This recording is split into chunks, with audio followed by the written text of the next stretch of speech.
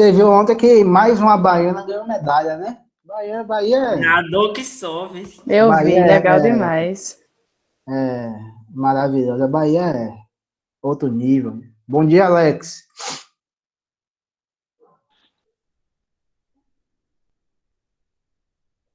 Como é que vai? Como foi de férias?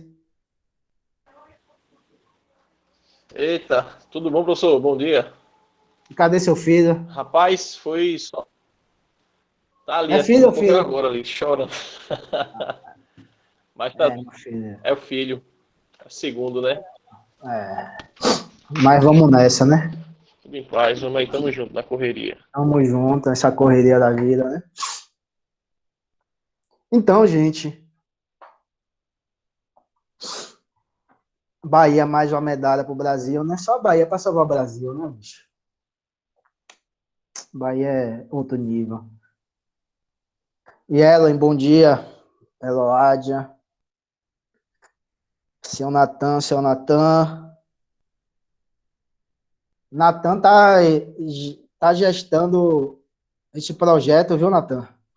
Bom dia, Anderson. Mas não sei quando é que sai. Projeto, o de coisa com literatura e cinema, não é? Vamos ver se sai, né? Mas precisa ver se eles vão aprovar, né? Eu ia dar até uma sugestão, professor, de chamar. Eu não sei se ela vai ter tempo, porque ela tá em todo canto, mas ela ainda gosta muito dessas coisas de livro, literatura, etc. Podia fazer parceria com outros professores, assim, também, né? Não, depois eu falo, mas é porque a Helena tem não sei quantos núcleos, né? Ela tá em Teve todo uma, canto. teve uma reunião com ela ontem, ela tem um núcleo na cidadania, né? Ela tem sobre a questão, sobre racismo, né? Sobre a questão do negro, né? Barril, Natan. Por isso que a gente precisava ganhar o dobro do que a gente ganha, viu, Natan? A gente ganha muito pouco.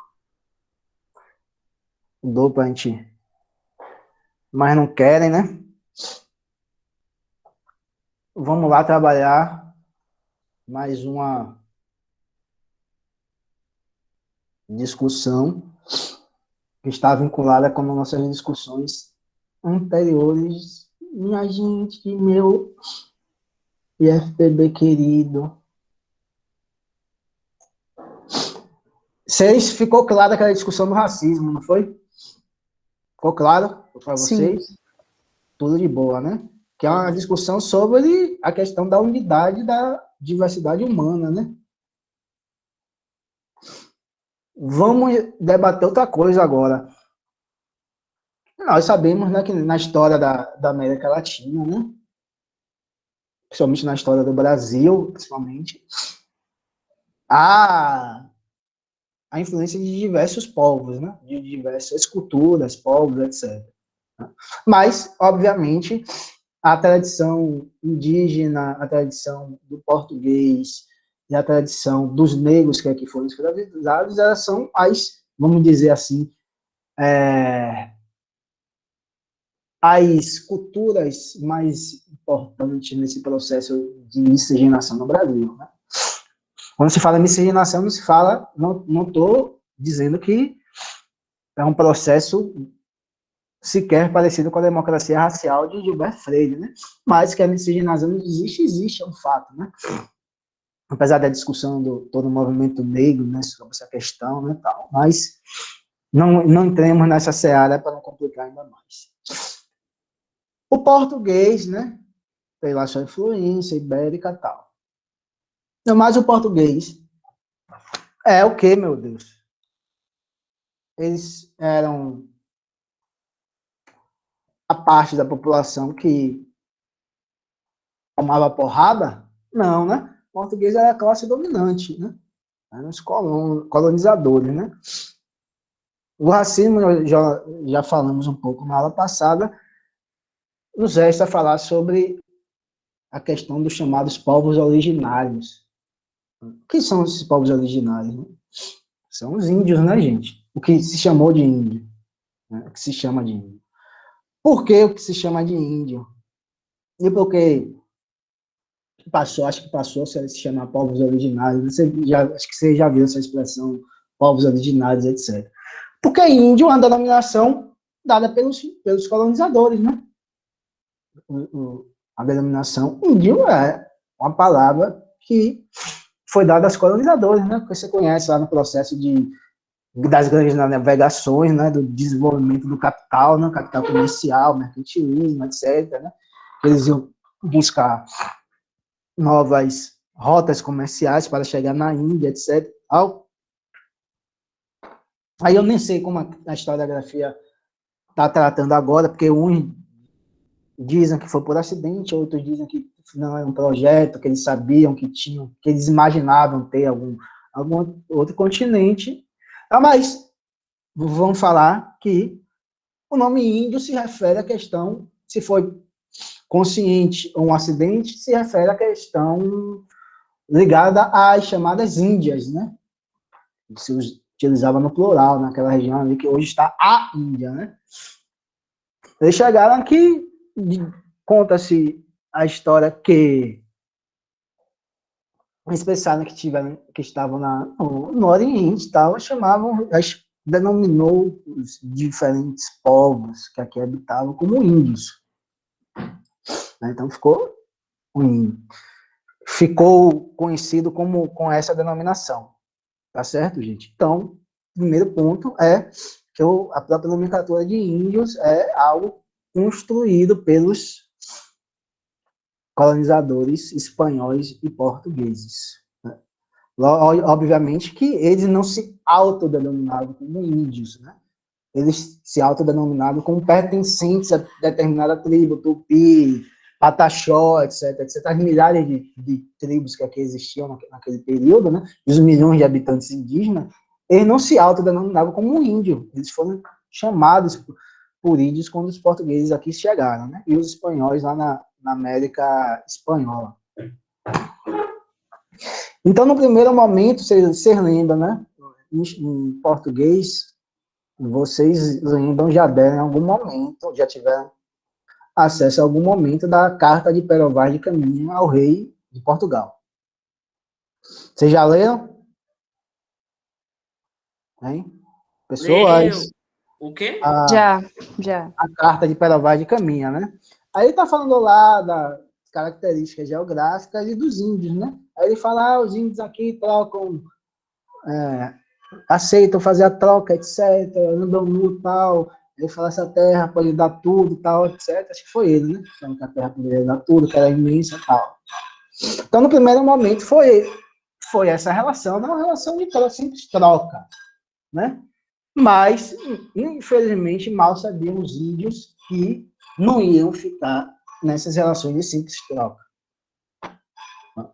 O processo iria ser um processo em que os portugueses iriam ficar colonizadores nessas terras, para não perder a terra, para tratar de tordesilhas, etc. Então, eles tinham que ter uma exploração econômica fixa e sistemática dessa parte do continente americano. Senão, eles perderiam as terras. Então, acho que nenhuma, só as classes gramaticais mesmo, né?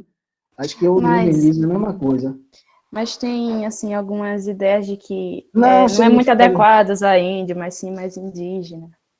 Tem essa índio indígena, né? Eu gosto mais da expressão povos originários. Então, porque eles dizem que índio não é essa ideia de originário, mas indígena sim. Massa, eu não conhecia isso não, valeu, Carol. Vou até pesquisar, não sabia dessa distinção, não. Porque povos originários significa que eles estavam aqui antes dessa Babilônia toda, que foi a colonização portuguesa. Né? Então, eles viram, né, que em determinado momento os portugueses tiveram a necessidade de ocupação do próprio território. Qual foi a primeira mão de obra que eles acharam? O escambo. Na mão de obra. Os índios, os indígenas, né? Não foram eles? Sim, foi. A primeira mão de obra e muito abundante, né? Alguns estudiosos falam de 15 a 20 milhões, aí outros 5 milhões, mas mesmo assim, se fosse 5 milhões, é uma quantidade, um quantitativo muito grande. Então, era um abundante, né? Deixa eu ver até um negócio aqui. Eu acho que nem hoje em dia a população importa. Será que a população. Peraí. Vou fazer só uma pesquisazinha rápida.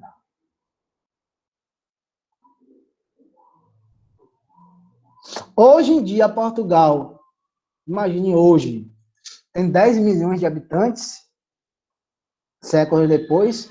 Naquele período, a população era bem menor, então era uma abundância de mão de obra. Só que, obviamente, como era essa exploração econômica, era mediada pela escravidão. Então, os índios sentiram o peso da escravidão antes dos negros que foram escravizados, né? Então, os negros foram escravizados justamente porque não houve um processo de tão fácil, né? Aliás, nada fácil de subjugar os índios. Bom dia, Felipe. Nada fácil. Então, eles tiveram essa outra experiência com os colonizadores, que não eram simples, que não eram simples trocas, os escambos, como o Carol falou, e eles sentiram o peso do próprio processo de colonização. Que depois os negros que foram aqui escravizados sentiram de uma forma tão intensa quanto eles, né? Só voltando aqui uma coisa, né? Um importante antropólogo brasileiro chamado Eduardo Viveiros de Castro, ele define o processo, né, de ser indígena, né, como Carol me chamou a atenção, em que o índio é qualquer membro, utiliza a expressão índio, viu, gente? Não é minha, não. Índio é qualquer membro de uma comunidade indígena reconhecido por ela como tal. E comunidade indígena é toda a comunidade fundada em relações de parentescos ou vizinhança entre seus membros que mantém laços históricos culturais com as organizações sociais indígenas pré-colombianas. Então, olha a importância do parentesco, né? A importância da vizinhança, né? A estrutura da organização da família é totalmente diferente da família nuclear, que se desenvolveu com o capitalismo, né? Uma família aumentada, com várias pessoas, etc. Tal. Mas uma grande discussão, né, que é mais permeada pelo senso comum, né, algo que tem suas reverberações no própria visão que as pessoas acreditam ao índio algumas características, né, que não condizem com a verdade, né? Obviamente que muitas dessas características são construções identitárias negativas, né? Algo como um estigma, né? Por que construções identitárias negativas? Porque são construções identitárias dos brancos em relação aos índios, né? E a construção do branco em relação ao índio não vai ser uma construção que vai se caracterizar por qualidades características positivas perante os índios, né? Antes de nós conversarmos, continuarmos com essa discussão, nós falamos sobre Max Weber, acho que nós falamos um pouco sobre Max Weber, né? Mas não no que eu vou falar agora. A gente falou mais a relação indivíduo-sociedade, não foi, Natan? Foi, mas a aula passada, acho que o senhor deu uma pincelada sobre um conceito dele, assim. Na Ética Protestante, o Espírito do Capitalismo, né, que é o livro mais conhecido dele, ele vai falar da influência das seitas protestantes no desenvolvimento do próprio capitalismo, né? Lá no século XVI, com Lutero, né, Martinho Lutero, com a Revolução, ou com a Reforma Protestante, etc. Que tem, obviamente, que vocês viram isso talvez com Helena, que a Reforma Protestante ela vai ter suas razões de existência dentre outras, obviamente, desculpe, dentre outras, como uma resposta crítica à própria forma como a Igreja Católica se encontrava estruturada, né? E toda a corrupção, né? A vinda de indulgências, etc., outras coisas. Então, Martinho Lutero vai traduzir a Bíblia para o alemão moderno pela primeira vez. E nessa tradução, gente, a especificidade, uma das especificidades que Weber está falando, é que ele traduz o conceito de trabalho, dando um novo significado ao trabalho. O trabalho era, grosso modo, em quase todas as formações sociais anteriores ao capitalismo, apresentava um significado negativo. Se a gente for ficar só na Europa, o nobre, os que tinham sangue azul, etc., ele não trabalhava, porque o trabalho era dos plebeus, dos servos, era coisa indigna. Lutero vai reverter esse tipo de interpretação, vão surgir outras seitas protestantes, e o trabalho ele vai ser agora entendido, vai ter uma significação pelos indivíduos enquanto processo que vai ser indispensável para que os fiéis tenham a certeza ou não da salvação. O produto do trabalho, tal, a riqueza, tal, se eles forem bem-sucedidos no trabalho, seria um sinal de que Deus, afinal, havia escolhido eles, né? Pronto. O trabalho sistemático, o trabalho produtor de mercadorias, né? O trabalho produtor de riquezas materiais. O trabalho sistemático, o trabalho racionalizado, né? Então, você tem um processo de racionalização do trabalho, que depois vai se desenvolver, por exemplo, quando se estuda terrorismo, fordismo, toyotismo, né?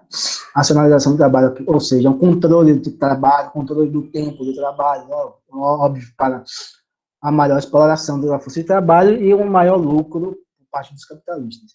Mas o grosso modo é que o trabalho, essa atividade, ela vai ter uma significação positiva.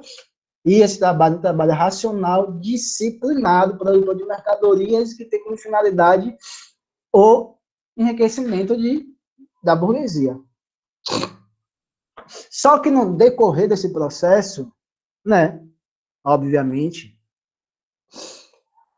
havia organizações de trabalho que não eram baseadas na exploração racionalizada do modo de produção capitalista, de você trabalhar 8 horas por dia, 8, 10, etc. horas por dia, tal, com a única atividade só, para produzir riqueza para outra pessoa. No processo de efervescência lá da Revolução Industrial, no processo de cercamento, né, que os camponeses perderam seus meios de produção, suas terras, o que é que aconteceu? Foi liberado uma grande quantidade de mão de obra para trabalhar na indústria, então, desenvolvimento da indústria lá na Inglaterra, notadamente em Manchester. Só que o modo de vida deles não era adaptado ao processo de trabalho dentro de uma fábrica. Então, houve um processo de disciplina, de tentativa de disciplinar a própria força de trabalho. Isso teve as leis de, não sei se é Henrique VIII, a lei de Henrique VIII, alguns escritos de John Locke, né, que condenava de forma violentíssima o que ele chamava de vagabundos, né, de pessoas que não queriam trabalhar, etc. Mas, obviamente, a discussão que eu quero chegar, que vai se vincular com a questão indígena, era que os corpos daqueles camponeses europeus, eles não estavam acostumados à lógica de trabalho em uma fábrica. Então, aqueles corpos tiveram que ser disciplinados, muitas vezes através da mediação da violência, para que eles se adequassem a fazer aquele trabalho da fábrica. Porque eu trabalho nas terras, eu trabalho comunal. Então, o cara não tinha necessidade de acordar 6 horas e sair às 17 horas, talvez, para produzir riqueza para outros. Ele poderia acordar 6 horas para tirar leite, etc. Mas 8 horas ele já estava fazendo outra coisa, 10 horas outra. Então, não existia essa, vamos dizer assim, esse desenvolvimento unilateral dos homens. Então, esse processo é um processo de construção histórica, um processo mediado pela violência, e que nem sempre as pessoas aceitaram trabalhar tendo como modo de produção organizativo da atividade econômica o capitalismo. Tá certo? E aquelas pessoas que não aceitavam trabalhar eram presas, condenadas lá nas leis de Henrique VIII, tal, etc. Tá certo? Isso tem farta documentação histórica. Aí você vai dizer, poxa, professor, você viajou, né? Viajei, né? Que a gente foi falar da reforma protestante, fomos falar lá do processo do cercamento, da Revolução Industrial. Eu viajei nesse sentido. Por que eu estou falando isso? Situação semelhante acontece com os índios, com os indígenas, com nossos povos originários. Muitas vezes, as pessoas acreditam a eles a preguiça com uma característica identitária deles. Pô, o povo preguiçoso quer ficar nas redes, no trabalho, etc. Eu estava até, a última vez que eu fui aí para Paraíba, né? Aí eu vi um cara falando, né? Porque eu passando por uma localidade que tinha alguns índios mesmo. Ele falando, porque aí é um monte de terra que pertence a índio, o índio não gosta nem de trabalhar, etc e tal. Olha o que ele estava falando, né? O índio não gosta nem de trabalhar. O índio não gosta nem de trabalhar. Isso é verdade? Se ele não gostasse de trabalhar e não trabalhasse, o que é que iria ocorrer? Eles nem iam estar vivos, né? Porque é pelo trabalho que você produz riqueza, produz alimento, produz moradia. Então, não faz sentido a palavra usada pelo senso comum para se referir ao índio, que é uma consequência da própria construção identitária negativa dos brancos. Né? Eles não gostam de trabalhar? Não. Eles não se adaptam às relações, não se adaptaram, hoje parte tem que se adaptar, às relações que nós chamamos de relações de emprego.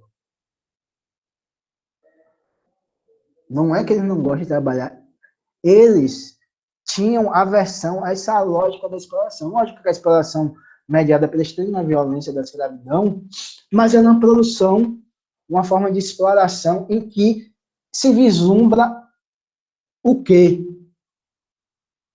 Qual é o objetivo? Produzir excedente econômico para ser vendido no mercado para dar lucro a determinado dono de determinada empresa. Isso foi um longo processo histórico em que, até hoje, há esse processo de identificação entre os índios e a preguiça de trabalhar.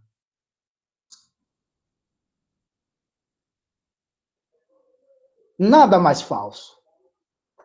Aí vai se vincular aquela discussão que nós estávamos falando sobre os trabalhadores lá no começo do manipulação capitalista. Gente, o capitalismo não é natural do ser humano.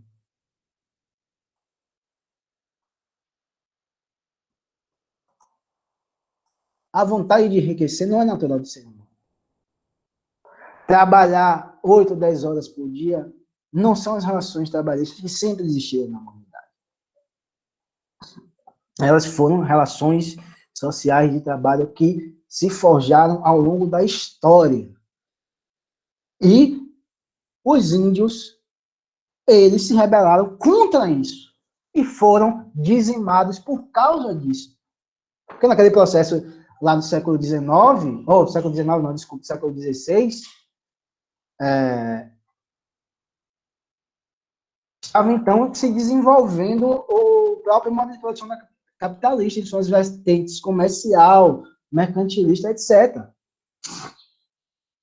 Então, quando os colonos portugueses tiveram que efetivamente ocupar essa terra, que depois ficou conhecida como Brasil, de forma sistemática, eles tinham que ter mão de obra para a exploração econômica, primeiramente com a extração do pau-brasil.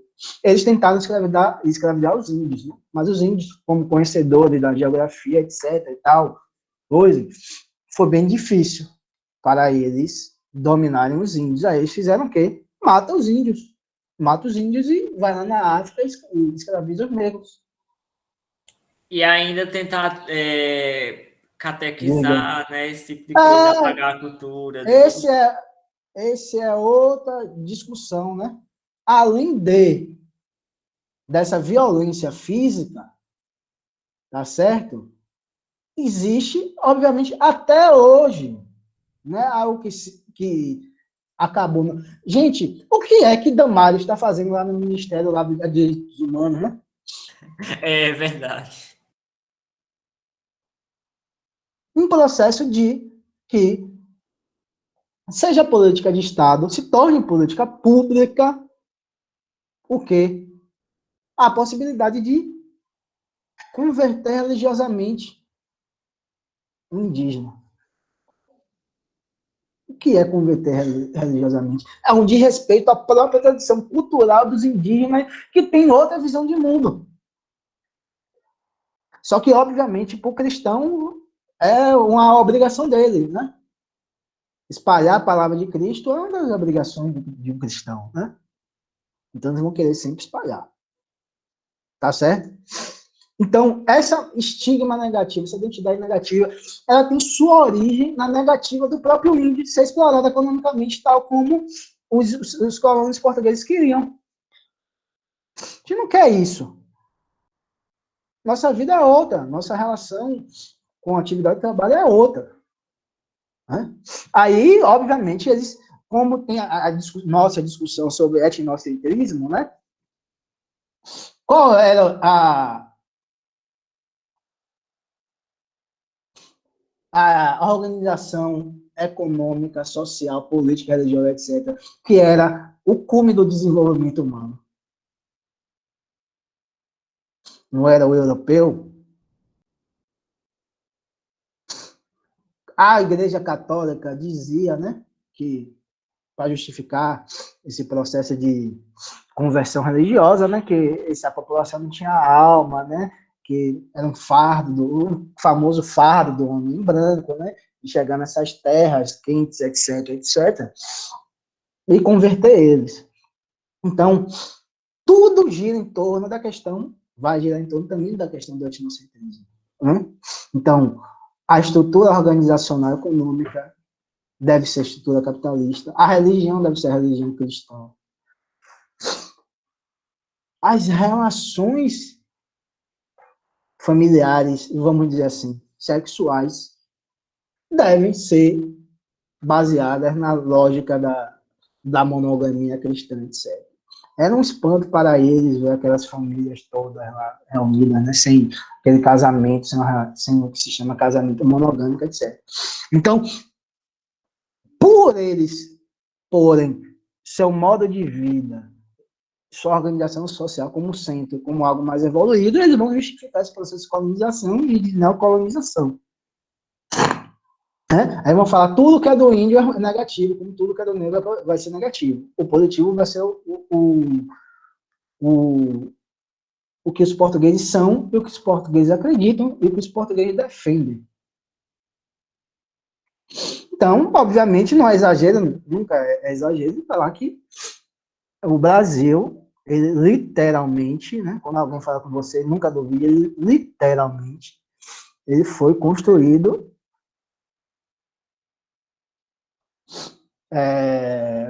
ele tem sua construção manchada de sangue indígena e negro. Né? Porque a população de milhões, as estimativas mais baixas dizem que foram 5 milhões desses índios que tinham, e a mais alta 20 milhões. Hoje, pelos últimos números do censo, eu acho que não chega nem a 1 milhão. Olha quantos índios morreram. Né? 800 mil por aí. É um pouco mais de 800 mil. Né? Uhum. Porque eu vi, acho que de 2010, do IBGE. Né? Então, teve outros censos, deve estar por assim, 800 a 900 mil. Tanto por assassinatos, quanto por aquelas estratégias aquela estratégia perversa dos colonizadores de passarem doenças para os índios morrerem, né? Porque os índios não tinham anticorpos, não tinham conhecimento, ou não tinha conhecimento, não tinha a experiência com essa doença, o corpo do índio não tinha experiência, né? Eles passavam de forma consciente para que morressem. Então, foi algo terrível, terrível, terrível, terrível, né? Inclusive, professor, por exemplo, no caso dos astecas, se você pegar até o livro de história, eles não sabem nem explicar direito de quanto, porque a população praticamente todinha foi dizimada. Eu por falar, foi doença, foi com guerra, foi não sei, mas nem no livro de história tem dizendo certinho assim o que é que aconteceu. Foram vários Foram processos. vários processos, exatamente, foram vários processos, né?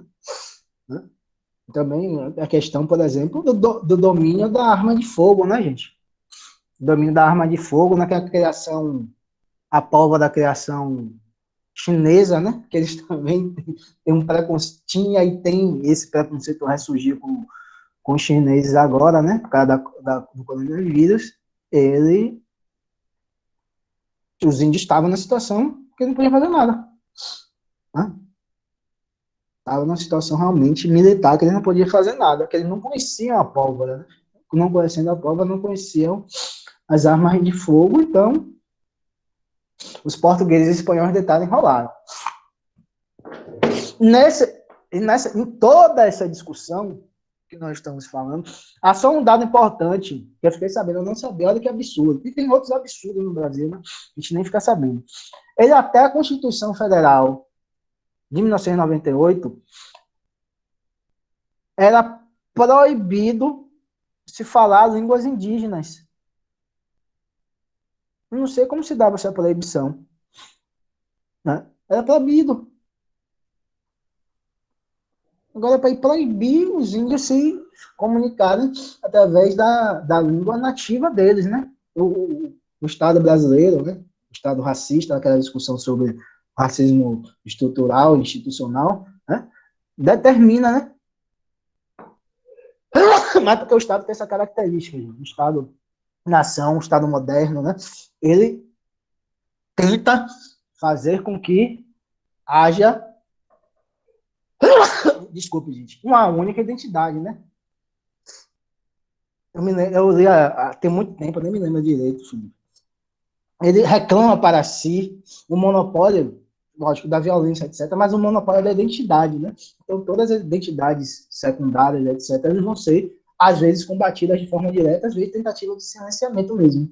No caso, a identidade é brasileira, né? Então, a violência era contra a Índia, mas não é só no Brasil, não, gente, viu? Esse processo ocorreu na Europa, ocorre nos Estados Unidos, com a matança dos índios, né? Ocorreu na Inglaterra, ocorreu na França, etc., etc., né? No desenvolvimento do Estado-nação, que o Estado-nação tem essa característica de, vamos dizer assim, de construção de unidade identitária. Né? Somos todos brasileiros, nesse sentido. Essa é a unidade, né? Outro dado interessantíssimo também que eu vi, que o mapeamento da população indígena só começou em 1991, ou seja, os índios eram quase que invisíveis do ponto de vista. Qual é a necessidade? Porque se você não conhece os índios, não sabem o que eles precisam, o que eles não precisam, como se dá a questão da saúde, como não se dá a questão da saúde, a questão da educação, etc., etc., o Estado não pode nem fazer políticas públicas nesse sentido, nem proteger os índios. Né? E outra característica interessante, também ligada ao Estado, o Estado brasileiro ele sempre tentou assimilar os índios. O que é esse processo de assimilação? É trazer os índios para que eles absorvam um modo de vida do branco. Branco, não estou falando que é fenotipicamente falando. O branco, quando eu falo branco, é as relações capitalistas, a religião cristã, né? A forma de relacionamento afetivo, sexual, etc. A crença em Deus único, né? Monoteísmo e etc. Quando eu estou falando de branco, eu estou falando disso, né? Sempre o processo de assimilação. E esse processo de assimilação é um processo de violência, né? Porque você não está perguntando para ele, está tentando forçar ele se adequar a um estilo de vida que não é dele. Obviamente que vocês se lembram do que, na campanha política de 2018, que aquele cara falou sobre os índios, né? Você se lembra? Você lembra, Carol? Não. Quem foi? Você lembra, Natan? Natan? Quem fala sobre o negócio da miscigenação ser legal? Não. Ele falou que sucintamente ele falou que os índios precisavam que o Estado brasileiro precisava fazer com que os índios se tornassem brasileiros, como se os índios não fossem brasileiros, como se eles tivessem que absorver toda essa carga do que é o homem branco para se tornar brasileiro. Acho que era bolsonarista. Não, foi o próprio. E o pior é que tem muito desse discurso de fazer assim, não, nós temos que integrá-la à sociedade. Aí eu sempre fico pensando, tipo, que sociedade, velho, que você quer integrar eles? Porque tem que ser uma questão de escolha, né? Tudo tem que ser questão de escolha. As questões, o encontro cultural, né, etc, tal, que vai fazer com que isso ocorra. E eles, boa parte deles já estão assimilados, integrados, né? Vivendo a realidade cotidiana, vivendo em cidades, né, tal. Mas é porque é como se fosse um apagamento cultural mesmo, porque às vezes eles estão integrados em sociedade, mas eles continuam com sua cultura. Aí esse de integrar mais é como se fosse... Assim, apagamento, nesse sentido mesmo que ele falou. Que outras pessoas falam, que muitas pessoas acreditam, né? A gente está nessa discussão sobre os povos originários, né? Outra questão interessante, eu estou falando de questão interessante, eu não sabia. Eu vou até falar, cadê o nome, meu Deus?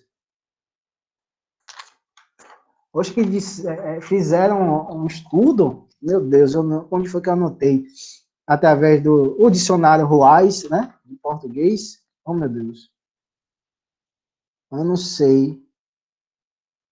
Diz que a língua portuguesa tem aproximadamente 225 milhões de verbetes, tal. E desses 225 milhões, 45 milhões são de origem indígena. Eu achei isso fantástico, a influência dos índios. E a influência dos índios se dá na questão da culinária, se dá na questão... Por exemplo, gente, obviamente, vocês já ouviram falar, Alex já ouviu falar, eu acho que já ouviram, né? A tradição, né? O hábito do banho diário não é nem do negro, nem do português. Né, gente? Vocês sabem disso, né? Sabem? Sim, isso é uma das coisas que... É uma influência indígena, né, gente? É uma influência indígena. A alimentação de raízes, etc., tem forte influência indígena. Né? Então, uma forte influência indígena. Aí, nessa discussão que a gente está falando sobre Índia, né, sobre a importância dele no processo de identidade cultural, né, brasileira, né, influência na língua, nos hábitos, etc., né, porque essa influência ela sempre é diminuída. Porque ela é diminuída porque o parâmetro, obviamente, mediado pelo etnocentrismo, ele é dado pelo modo de produção capitalista, né? Então, você vai dizer que os índios não tiveram influência, os índios não tiveram isso, etc. É toda uma construção de uma identidade negativa, tá certo, gente? Perante o índio. Tanto quanto o índio, quanto do negro, mas o índio vamos dizer assim, tem um processo, vamos dizer, mais dificultoso e difícil, porque muitas vezes ele se fundamenta na invisibilidade, né? na invisibilidade, na tentativa de normatização, por exemplo, esse processo de evangelização, é uma questão violentíssima tal. Vocês viram que vocês são pessoas, são alunos super atentos com o que ocorre no Brasil. Vocês viram a celeuma que se deu quando teve o último protesto, os últimos protestos contra Bozo, né? Lá em São Paulo, na capital de São Paulo, quando queimaram pneus na estátua de um bandeirante lá, que eu esqueci o Borba nome. Gato. Isso. Todo mundo viu, gente? Sim. Eu vi, sim. Luiz viu, Anderson, Felipe? E Ellen, você viu? Vocês acompanharam? Sueli acompanhou? Eric? William, todo mundo viu. Tá até em discussão na Câmara, né? O que é que eles vão fazer. Pronto. Olha como é a construção da memória, da identidade sobre isso, né? Você tem uma estátua em homenagem aos bandeirantes, são várias estátuas em homenagem aos bandeirantes. Essa foi do Borba Gato. Os que foram os bandeirantes, algumas pessoas consideram como heróis. Eles desbravaram o sertão, alargaram as fronteiras do Brasil, etc. Mas, no fundo, eles dizimaram com boa parte da população indígena. Ou seja, mais uma vez, um processo de construção identitária negativa e um processo ideológico de construção de uma identidade positiva por parte dos brancos ligados aos colonizadores. Silvio Almeida, que foi o referencial teórico que fundamentou nossa aula sobre racismo, ele fez aqui é a minha página no Twitter, não olha minha página no Twitter e tal, que é para eu falar mal dos políticos, para eu falar mal de Arthur Lira, etc, etc. E também tem algumas coisas de conhecimento, né, que a galera fala. Ele faz chama-se de trade, né, no Twitter. Rapaz, algo fantástico. Que ele vai fazer uma análise sobre a questão dos bandeirantes, a questão da memória social, da memória coletiva e a questão da história. Acompanhe. Essa thread vale muito a pena. Eu vou ler toda, acho que é grande, mas eu vou ler, que vale muito a pena. Tá certo, gente? Não saiam da aula, vai estar terminando a aula, por favor, não saiam. Vocês vão ter outra aula agora, mas é rapidinho, se vocês tiverem. Né? Aí ele fala, recentemente li um artigo de Ricardo Luiz de Souza intitulado A Mitologia Bandeirante, Construção e Sentidos, que bem resume o debate sobre o Bandeirantes, entre aspas, essa figura tão cara no nosso imaginário político nacional. Abaixo deixo alguns trechos do artigo. A mitologia bandeirante iria estruturar-se apenas a partir do final do século, com o bandeirante surgindo nos anos 20. Gente, ele se refere a século XIX e século XX, tá ok? Nas palavras de Shevchenko, como o Lidno, representante das mais puras raízes sociais brasileiras, conquistador de todo o vasto sertão interior do país, pai fundador da raça e da civilização brasileira. Segundo Kátia Maria Abud, a figura do Bandeirantes foi resgatada como símbolo, pois ao mesmo tempo que denunciava as qualidades de arrojo, progresso e riqueza que São Paulo possuía, representava um novo processo de integração territorial que dava sentido à vida nacional. Na análise da autora, surgem dois fatores determinantes na construção da mitologia bandeirante: a associação entre esse e o paulista, o que o transforma no símbolo da paulistanidade e a ênfase de que o bandeirante seria o construtor da nacionalidade a partir da expansão territorial por ele promovida. A mitologia bandeirante define o paulista, portanto, como agente de produção da nacionalidade e o bandeirante como seu protótipo histórico.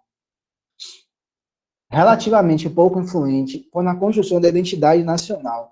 O bandeirante, ou antes, sua mitologia, foi figura fundamental na construção da identidade paulista, com a valorização deste e a exaltação da unidade nacional caminhando juntas.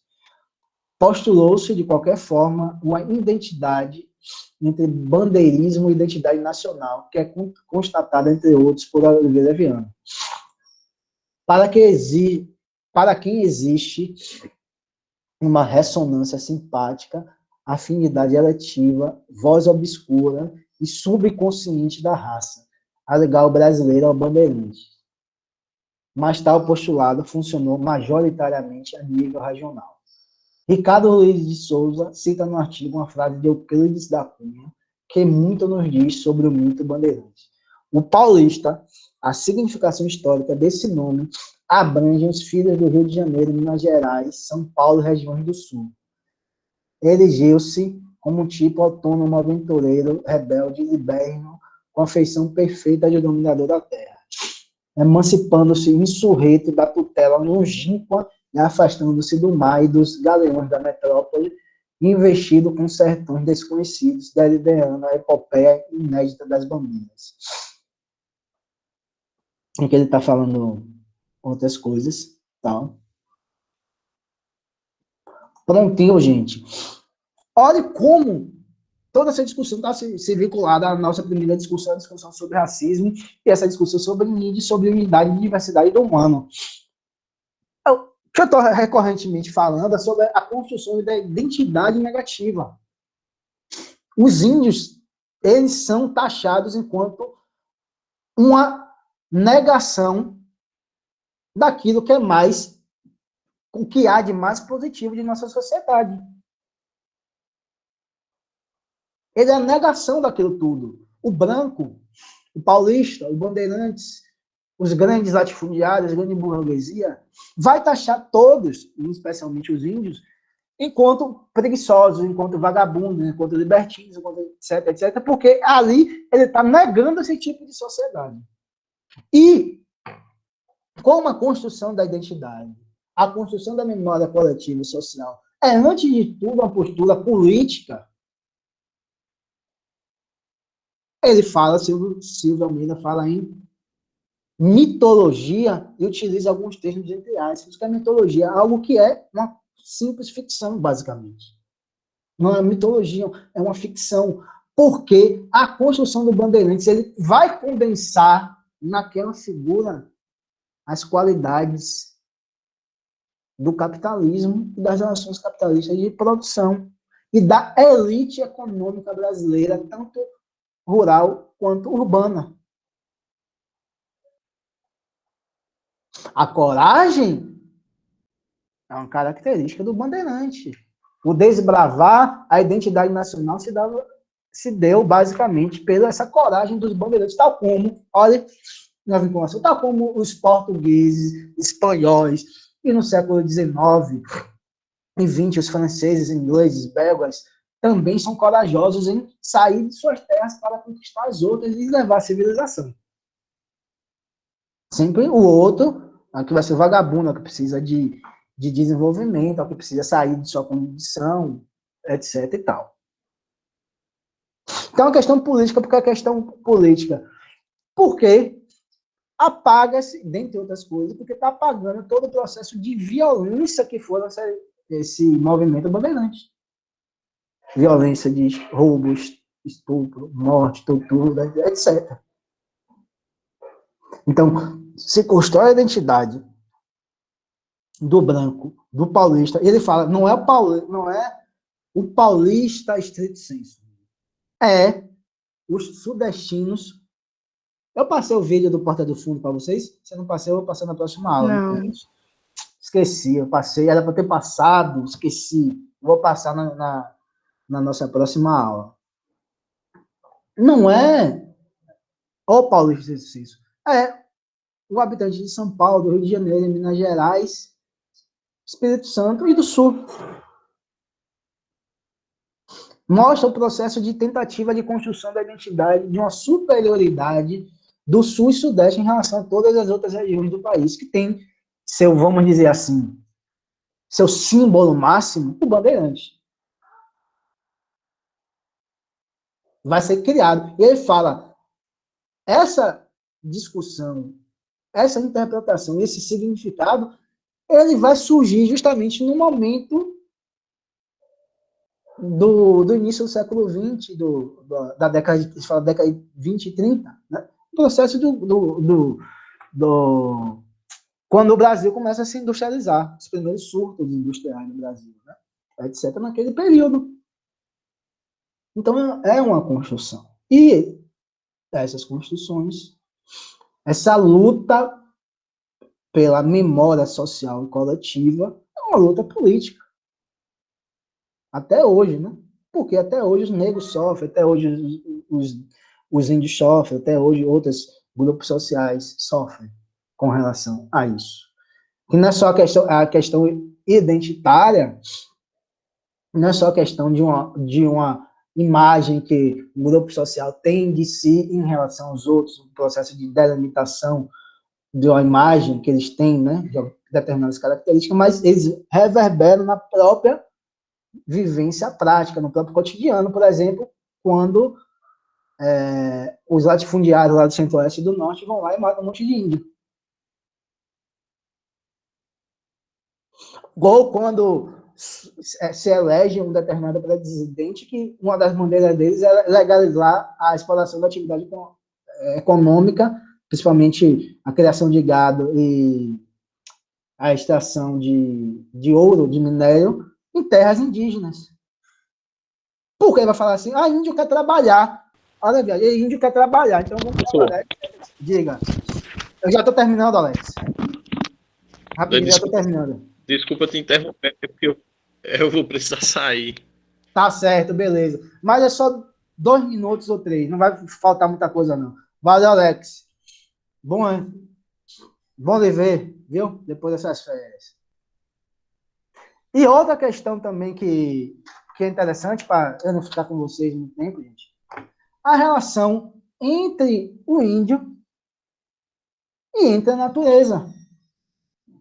Não há uma distinção entre realidade humana, vamos dizer assim, e natureza e realidade mística, né? Tudo para o índio, ele vai ter um determinado significado que não tem para nós. Para nós não, né? Para a nossa sociedade. Quando eu falo assim, para nós, é a nossa sociedade, né? Porque não tem. A árvore tem importância, os rios têm importância, são expressões, vamos dizer assim, são expressões de determinada divindade, etc. Por que isso é importante?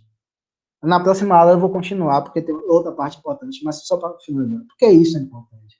Porque no nosso desenvolvimento capitalista, começa lá no século XV, XVI, XVII, XIX,